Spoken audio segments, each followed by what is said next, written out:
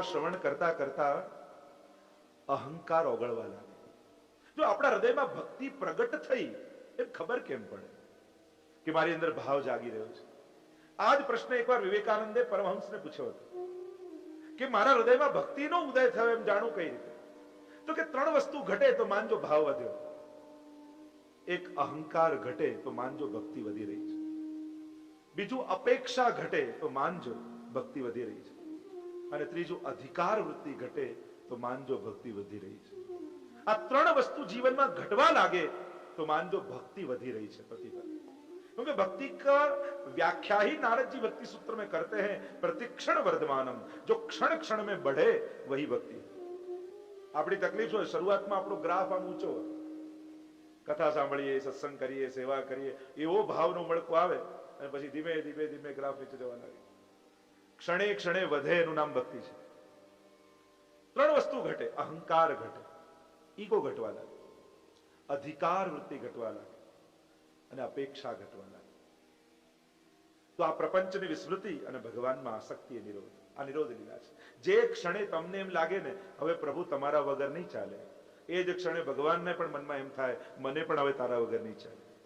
જે ક્ષણે આપણને એમ લાગે ભગવાન તારી પાસે કંઈ નથી જોઈતું, તારી જરૂર છે, એ જ ક્ષણે ભગવાનને મનમાં પણ એમ થાય મારે પણ તારી પાસે કંઈ નથી જોઈતું, તારી જરૂર છે. પરસ્પર નિરોધ છે. જે ક્ષણે તમે ભગવાન વગર નહીં રહી શકો એ ક્ષણે ભગવાન પણ તમારા વગર નહીં રહી શકે. ભગવાન મળતા કેમ નથી એનો એક જ જવાબ છે, આપણને ભગવાન વગર ચાલે છે એટલા માટે. જે ક્ષણે એમ થાય કે હવે નહીં ચાલે એ ક્ષણે પ્રગટ થઈ જશે. પરસ્પર નિરોધ. આપણે ત્યાં વાર્તા સાહિત્યમાં શેઠ પુરુષોત્તમ દાસના દીકરા ગોપાલદાસની વાર્તા આવે, 84 વૈષ્ણવ. એવા સેવામય જીવન જીવે, આખો દિવસ પ્રભુની સેવા કરે ને થાકીને મંદિરના ઉમરા પર માથું રાખીને સૂઈ જાય, પણ પ્રભુ વગર એક ક્ષણ ના રહી શકે. એટલે અડધી રાતના ઉભા થઈને પુકાર કરે, હે પ્રભુ, હે મદન મોહનલાલ. અને અંદરથી ઠાકોરજી અવાજ કરે, હા શું છે ગોપાલદાસ? આ ગોપાલદાસ કે પ્રભુ મને તો બોલવાની આદત પડી ગઈ છે, આપ અડધી રાતના કેમ જાગો છો? ત્યારે ઠાકોરજી કે મને પણ જવાબ આપવાની આદત પડી ગઈ છે. તને જેમ મારા વગર નથી ચાલતું એમ મને પણ તારા વગર નથી ચાલતું. ભગવાનમાં પણ તાકાત નથી કે ભક્તના હૃદયમાંથી ભાગી શકે. સુરદાસજીનો પ્રસંગ આવે છે ને કે પેલું અડધી રાતના સત્સંગમાંથી જતા હતા અને ખુલ્લો કૂવો ત્યાં સામે હતો અને એ તરફ જઈ રહ્યા હતા, પડવાની તૈયારી 5 ડગલા દૂર છે અને શ્રીનાથજી બાબાને થયું કે મારા ભક્તનું પતન હું કેમ થવા દઉં. દોડતા આવ્યા અને સુરદાસની લાકડી પકડી લીધી, રસ્તો વાળી દીધો. હવે આગળનો છેડો સુરદાસજી પકડ્યો, એક છેડો સુરદાસજી, આગળનો છેડો ઠાકોરજી. સુરદાસજીને થયું કે અડધી રાતના પ્રભુ સિવાય બીજું કોઈ ન હોય, આજે મોકો મળ્યો છે, લાવ પ્રભુનો હાથ પકડી લો. એટલે લાકડીમાં ધીમે ધીમે ધીમે ધીમે હાથ આગળ વધારતા જ્યાં પ્રભુનો હાથ પકડ્યો અને પ્રભુ હાથ છોડાવીને ભાગ્યા. અને સુરદાસજીએ કહ્યું, બૈયા છુડાએ જાત હો નિર્બલ જાની મોહે, અગર હૃદય છુડા કે ભાગ સકો તો મરદ બખાઉં તો. તમે સાચા મરદ હો ને તો મારા હૃદયમાંથી ભાગીને બતાવો. પણ પ્રભુમાં એ તાકાત નથી કે ભક્તના હૃદયમાંથી ભાગી શકે. આ નિરોધ લીલા છે. અહીંયા ભગવાન સર્વ ભક્તોને પ્રપંચની સંસારની વિસ્મૃતિ કરાવશે, સ્વયંમાં આસક્તિ કરાવશે. નંદ મહોત્સવનો કાલે જે આપણે આનંદ લીધો, ઘણા લોકો કે આ નંદ મહોત્સવમાં ઉછાળો છો કેમ? હાથમાં આપતા હો. કારણ કે આ અવતાર જ કૃપા લૂંટાવનારો છે, વાંટનારો નથી. કારણ કે વાંટવાનું હોય ને તો વાંટનારા પર હોય કે કોને કેટલું આપવું, અને લૂંટાવવા બેઠા હોય તો લૂંટનાર પર છે કે કેટલું લૂંટી લેવું. અને આ તો કૃપા લૂંટાવવા આવ્યા છે, વાંટવા નથી આવ્યા. કારણ કે જયારે ઠાકોરજીના પ્રાગટ્યના સમાચાર સાંભળ્યા ત્યારે વ્રજવાસીઓના હૃદયમાં એવો આનંદ ઉમડ્યો કે દરેકને એમ થયું કે હું કંઈક આપું. તો ગોકુલમાં બધા આપનારા જતા, લેનારું કોઈ હતું નહીં એટલે ઉછાળવા લાગ્યા. એવો આનંદ, કારણ કે હૃદયમાં આનંદ ઉમડે ને ત્યારે માણસને આપવાની ઈચ્છા થાય. જો સુખની ઈચ્છા જાગે મનમાં તો લેવાની ને પામવાની ઈચ્છા થાય. આનંદનો ભાવ જાગે ત્યારે આપવાનો ને લૂંટાવાનો ભાવ આવે. આ ફરક છે સુખ અને આનંદનો. જ્યારે તમારા હૃદયમાં આનંદની ભાવના જાગે છે ત્યારે આપવાની વૃત્તિ આવે છે. હું આપીને આનંદ માણું. અને સુખની વૃત્તિ આવે છે ત્યારે એવું થાય છે કે લઈને સુખ પામું. કૃષ્ણ એટલે સાક્ષાત આનંદ. નંદ ઘેર આનંદ ભયો.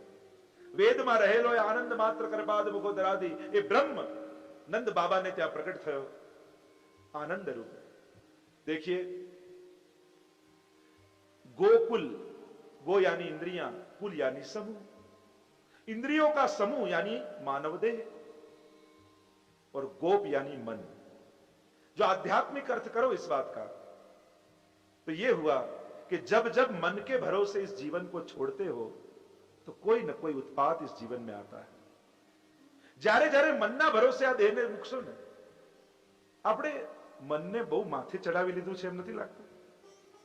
મન ન લાગે તો નહીં કરવાનું, મનની ઈચ્છા ન થાય તો નહીં જવાનું, મનને ન થાય તો નહીં બોલવાનું. 11 ઇન્દ્રિયોમાંની એક ઇન્દ્રિય મન છે. હવે એક ઇન્દ્રિય ન માને તો બીજી 10 ઇન્દ્રિયોને બહિર્મુખ કેમ કરવાની? 11 માંની એક ઇન્દ્રિય મન છે, પણ મન ન લાગે તો દર્શન નહીં કરવાના, મન ન લાગે તો કથા નહીં સાંભળવાની, મન નહીં લાગે તો મંદિરે નહીં જવાનું. આ એક ઇન્દ્રિય પાછળ બીજી 10 ઇન્દ્રિયોને ભગવાનથી દૂર કેમ રાખ્યું? જો મનનો તો સ્વભાવ એવો છે, એની પાછળ પાછળ જશો તો ફેરવ્યા કરશે. અહીંયા હશો તો એમ કરશે કે વ્રજમાં જાઓ, વ્રજમાં જશો તમે તો મન પાછું ઘરે આવી જશે. આ તો મનનો સ્વભાવ જ એવો છે. લોકો એમ કે મન ન લાગે તો માળા કરવાનો શું અર્થ, મન ન લાગે તો પાઠ કરવાનો શું અર્થ, મન ન લાગે તો સેવા કરવાનો શું અર્થ? અરે મન નથી લાગતું એટલે જ તો માળા કરવાની છે. આપણી સમજ જ ખોટી છે. મન નથી લાગતું એટલે તો પાઠ કરવાના છે કે પાઠ કરવાને કારણે મન લાગે, માળા કરવાને કારણે મન લાગે. આપણે વિચારીએ છીએ ઊંધું. આપણે વિચારીએ મન ન લાગે તો માળા મૂકી દો. અરે મન નથી લાગતું એટલે તો માળા કરવાની છે. મન લાગી જ જાય તો ધી એન્ડ. જેનું મન ભગવાનમાં જ લાગી ગયું તો પૂરું થઈ ગયું. પછી એને ક્યાં કઈ કરવાનું રહેશે? મન નથી લાગતું એટલે જ માળા ફેરવવાની છે, મન નથી લાગતું એટલે જ પાઠ કરવાના છે, મન નથી લાગતું એટલે જ યાત્રાએ જવાનું છે, મન નથી લાગતું એટલે જ આ બધું છે. આપણે વિચારીએ ઊંધું કે મન ન લાગે એટલે મૂકી દો. ઘણા લોકોને કઈ સેવા કરો, અમને આવડતી નથી ને એટલે કરતા નથી. લોકોના લોજિક કેવા ઊંધા હોય છે. કરશો તો આવડશે, આપણે આવડતું નથી એટલે કરતા નથી. એમને કે આ પાઠ કરો, અમને આવડતો નથી એટલે કરતા નથી. અરે નથી આવડતું તો 2 વાર કરો એટલે જલ્દી આવડી જાય. મૂકી દેવાથી તો ક્યારે આવડવાનું નથી. ક્યારે એવું તો થવાનું નથી કે ભગવાન આવીને એકદમ છડી ફેરવશે એટલે તમને એક ક્ષણે બધું આવડી જશે અને પછી તમે કરશો. આવું થવાનું છે કે કરતા રહેશો પછી આવડશે? એટલે હવે એવો ખોટો લોજિક ના આપતા. કોઈ એમ કે મને તરતા પાકવું આવડી જાય પછી પાણીને અડીશ તો ક્યારે આવડે?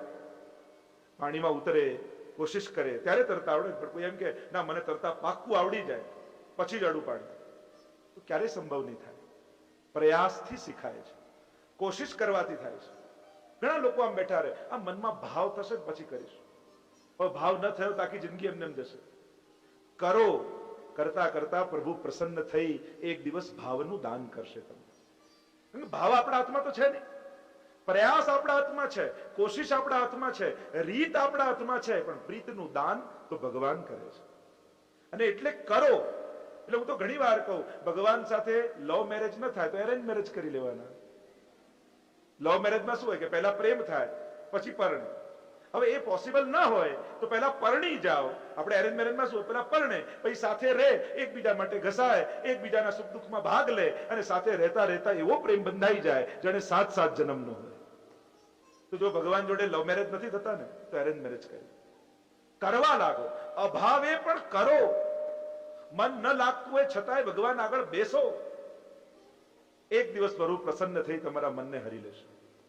એટલે ખોટા લોજિકો મનને ન આપતા કે મન માનશે ત્યારે કરીશ, મનને ઈચ્છા થશે ત્યારે કરીશ, મનમાં ભાવ આવશે પછી કરીશ. તો જિંદગીના કેટલા વર્ષો એમને નીકળી જશે. કરવા લાગો. કરતા કરતા ભાવ થશે. ક્યારેક તો લાલનને ગોદમાં લો, શિંગાર ધરાવો, એને ભોગ ધરાવો, એને સ્નાન કરાવો. ક્યારેક તો એની પાસે બેસો. મારા એક પરિચિત વૈષ્ણવ હતા, એ કે એમ ભગવાનની સત્તામાં હું માનું પણ ભગવાન કે આ સ્વરૂપમાં છે એવું ન માનું. મેં બધું વાંધો નહીં, એક લાલન મેં એને પધરાવી ધ્યાન કહ્યું રોજ તારે 10 મિનિટ એમને જોવાનું, બસ આ તારી સેવા, તારે એમના મુખ સામે જોવાનું. 15 દિવસ થયા એટલે મારી પાસે કહે કે હું એમની સામે જોઉં છું તો મારી સામે જોઈને હસે છે ઠાકોરજી. મેં તો હસે છે એટલા માટે કે તું ખાલી જુએ છે કઈ કરતો નથી. અને આજે એવી સ્થિતિ છે કે આજે સખડી ભોગ ધરીને મરજાદ લઈને સેવા કરે છે. જે એમ કહેતો હતો કે હું ભગવાનમાં નથી માનતો આ રીતે. પાસે બેસો તો ખરા. એ બોલે છે, હસે છે, માંગે છે, પણ ક્યારેક યશોદા બનીને એને ગોદમાં લઈને જુઓ. આપણે બધો ચમત્કાર સામે થવાની ઈચ્છા રાખીએ. ભગવાન પ્રગટ થાય, એ બોલે, એ માંગે. સામે ચમત્કાર નથી કરવાનો, ચમત્કાર તો અહીંયા થવો જોઈએ. તમારી ભીતર સુતેલી ગોપીને જગાવો તો ખરા. તમે ક્યારેક યશોદા બનીને ગોદમાં એને લો તો ખરા. ચમત્કાર અહીંયા કરો. તમે યશોદા બનીને બતાવો, તમે ગોપી બનીને બતાવો, પછી તો એ તો પ્રગટ જ છે. આપણો ભાવ સૂતો છે એટલે એ પ્રગટ નથી લાગતો. આપણો ભાવ જ્યારે જાગશે તો એ તો પ્રગટ રૂપે જ બિરાજે છે.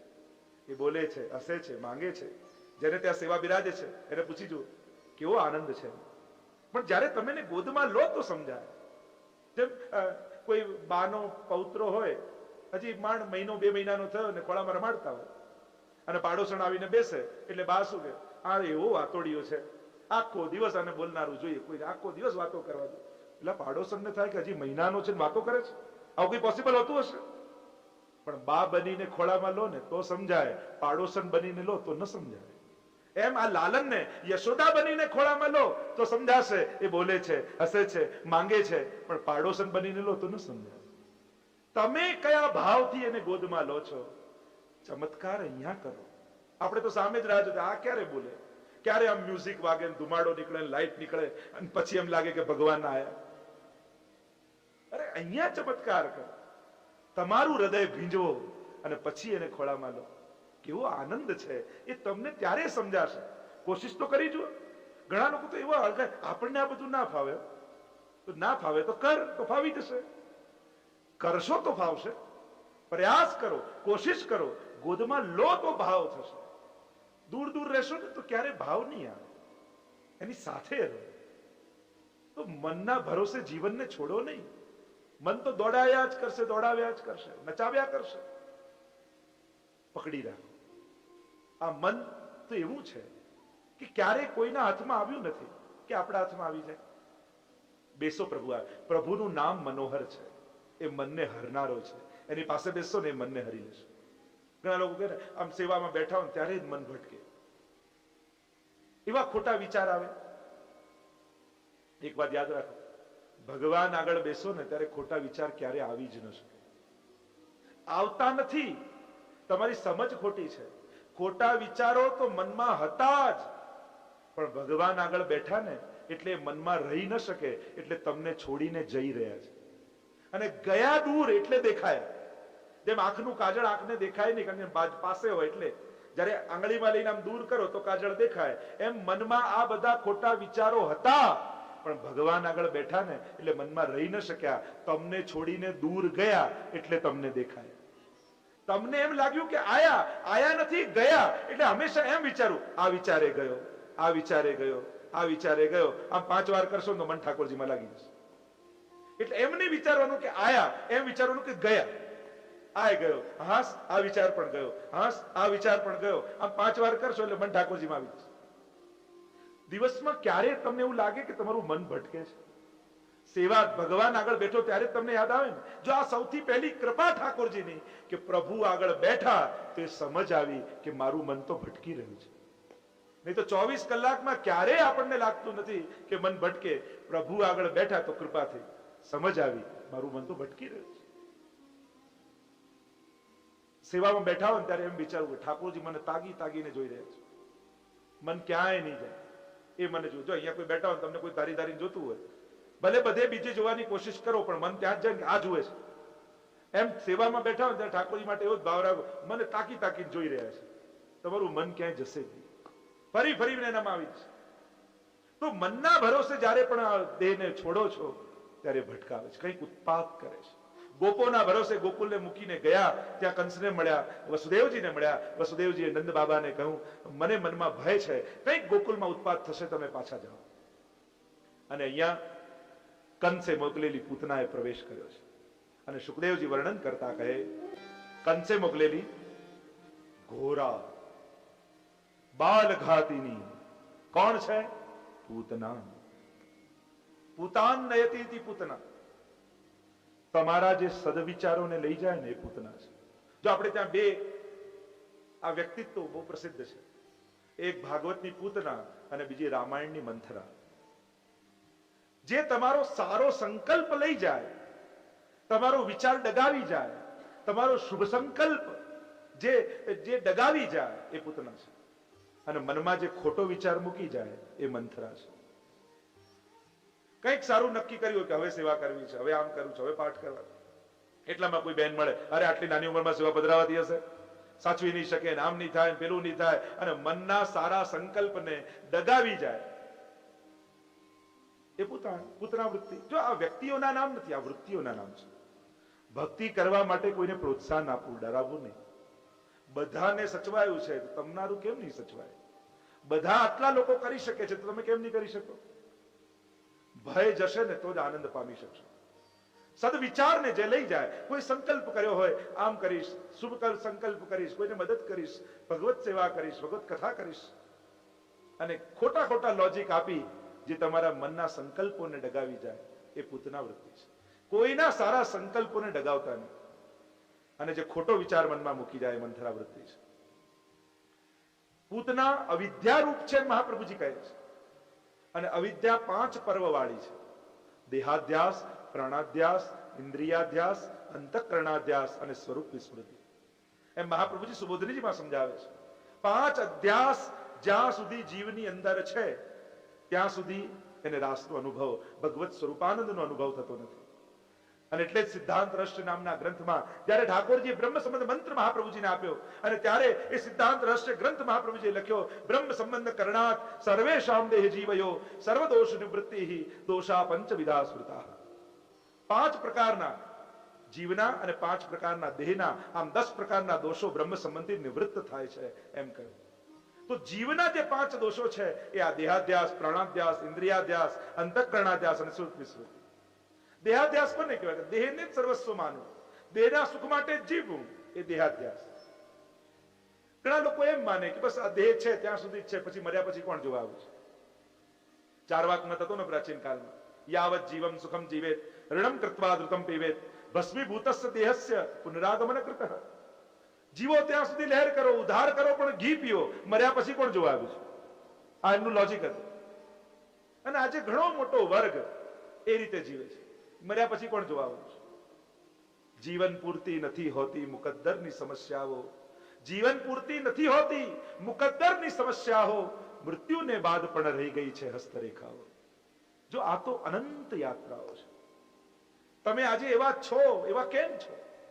જો નાના 5 બાળકો હોસ્પિટલમાં જન્મે ને, એના બધા બોડી પાર્ટ સેમ ફંક્શન કરતા હોય. હાર્ટ એ રીતે ફંક્શન કરતું હોય, કિડની એ રીતે ફંક્શન કરતી હોય, ફેફસા એ રીતે ફંક્શન કરતા હોય, છતાંય કોઈ લોભી હોય, કોઈ ઉદાર હોય, કોઈ હસમુખો હોય, કોઈ કંજૂસ હોય, કોઈ ક્રોધી હોય. આ ભિન્ન ભિન્ન વૃત્તિઓ ક્યાંથી આવે છે માણસમાં? માણસનો સ્વભાવ ક્યાં રહે છે એના શરીરમાં? વિચાર તો કરો. આ પ્રકૃતિ ક્યાંથી માણસ ધારણ કરીને આવે છે?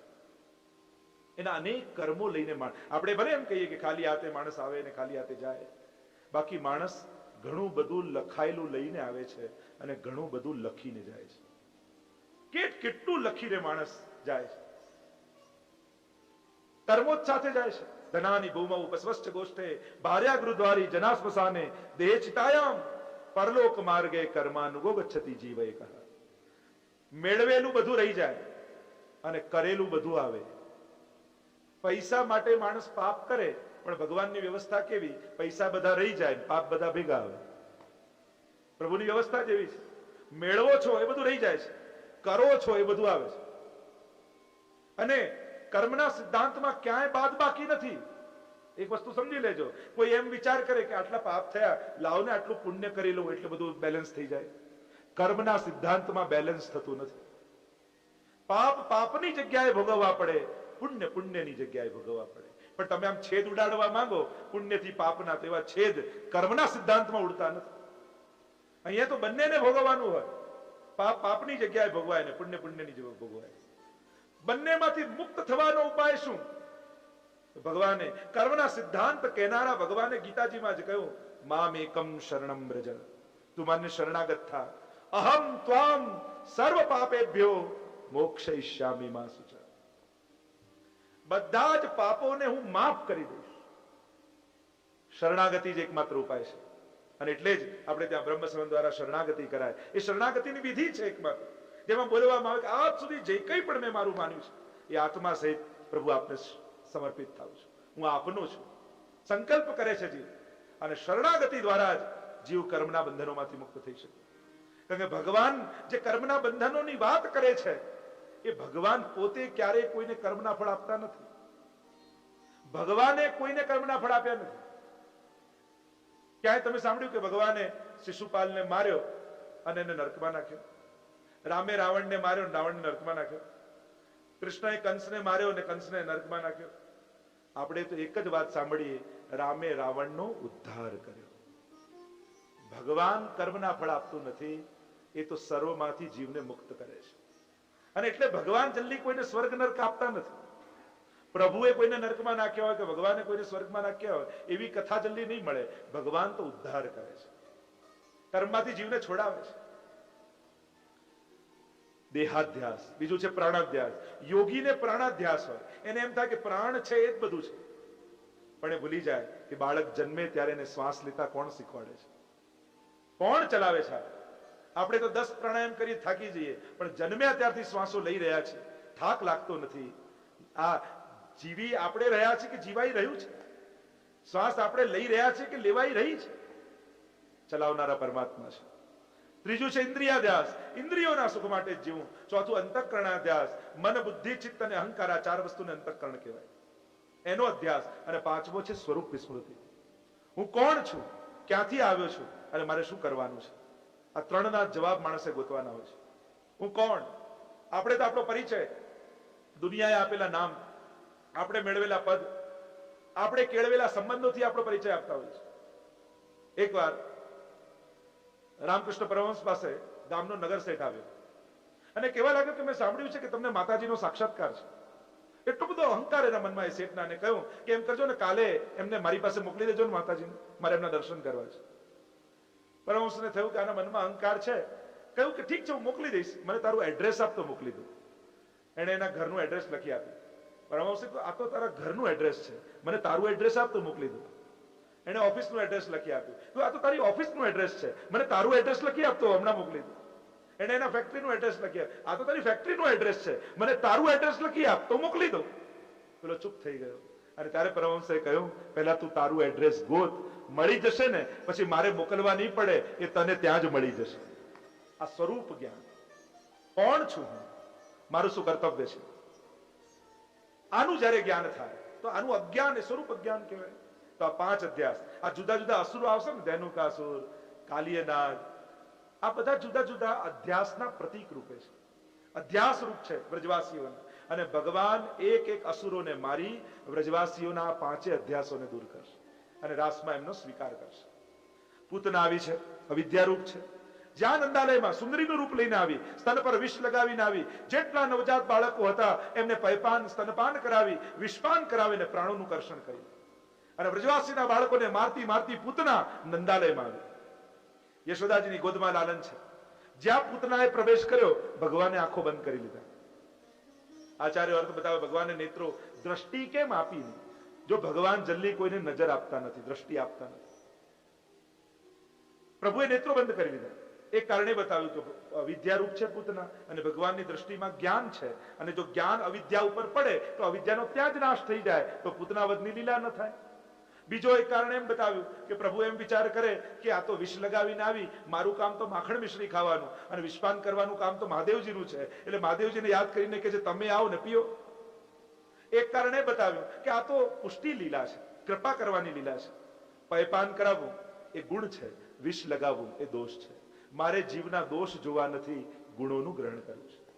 એક કારણ એ બતાવ્યું કે ભગવાન આંખો બંધ કરીને વિચાર કરે કે મારી માં કેટલી, દેવકી માં, યશોદા માં, રોહિણી માં, અને શું આ ચોથી માં છે, તો મારે આને ગતિ કઈ આપવી? જો આ કૃપાલુતા ભગવાન. વિષપાન કરાવવા આવી, ભગવાન એને પણ માની ગતિ આપે છે. તો જે વૈષ્ણવ રોજ લાલનને સવારે જગાડી અને કટોરી ભાવથી દૂધની ધરે, ભગવાન એને કઈ ગતિ નહીં આપે? વિચાર તો કરો. જે કેવલ વિષ લગાવીને વિષપાન કરાવે, એને ધાતૃચિતામ તતોન્યમ, જેને માતાની ગતિ આપે છે ભગવાન, તો જે ભાવથી ભોગ ધરે એને તો પ્રભુ પરમ ગતિનું દાન કરે છે. બાજુમાં આવીને બેસી ગઈ પૂતના, વાતો કરવા લાગી યશોદાજી સાથે, અને એવી ઘુલી મળી ગઈ ને યશોદાજીને થયું કે આ તો કોઈ નગરની રાણી લાગે છે, સુંદરીનું રૂપ લઈને આવી. ઘરકાર્ય યાદ આવ્યું યશોદાજીને, લાલનને લીધા ને પૂતનાને ખોળામાં આપ્યા ને કહ્યું થોડી વાર સાચવો, હું ગૃહ કાર્ય કરીને આવું છું. પૂતનાને જે મોકો જોઈતો હતો મળી ગયો અને જ્યાં યશોદાજી ગયા સ્તનપાન કરાવવા લાગી, વિષપાન કરાવવા લાગી અને ભગવાને પ્રાણોના કર્ષણ કરી લીધા. સા મુંચ મુંચ મિતિ પ્રભાષણી, છોડ છોડ કરીને અવાજ કર્યો. પૂતના વિકરાળ રૂપ મૂળ રૂપ ધારણ કરી અને પૂતના પડી ભગવાને પ્રાણોના કર્ષણ કરી લીધા. 6 કોષ લાંબી થઈને પડી. અવિદ્યા 6 ઉપર જ કામ કરે, 5 જ્ઞાનેન્દ્રિય અને 6ઠું મન. વિકરાળ રૂપ ધારણ કરીને પડી. વૃક્ષો એની ઉપર પડ્યા, માનો પોતાની ચિતા તૈયાર કરીને પડી. અવાજ થયો, અહીંયાથી યશોદાજી નંદ બાબા વ્રજવાસીઓ દોડીને આવ્યા. જુએ તો લાલન પૂતનાના વક્ષસ્થળ ઉપર રમી રહ્યા છે. દોડતા જઈને લાલનને ગોદમાં લઈ લીધા અને પૂતનાનો અગ્નિ સંસ્કાર કર્યો છે. કહેવાય છે કે જયારે પૂતના બળી તો એમાંથી ચંદનની સુગંધ નીકળી અને આખા વ્રજમાં વ્યાપી ગઈ. અવિદ્યા પૂતના નષ્ટા ગંધ માત્ર અવશેષિતા. અવિદ્યારૂપ પૂતનાનો નાશ થયો, પણ ગંધ માત્ર અવિદ્યા વ્રજમાં રહી. કારણ કે ભક્તિમાં આટલી અવિદ્યા જરૂરી છે કે હું ભગવાનનો છું એટલો અહંકાર અને પ્રભુ મારા છે એટલો મોહ. આટલી અહમતા મમતા ન હોય તો ભક્તિ ન થઈ શકે. પૂતના કવચ દ્વારા ભગવાનની રક્ષા કરવામાં આવી.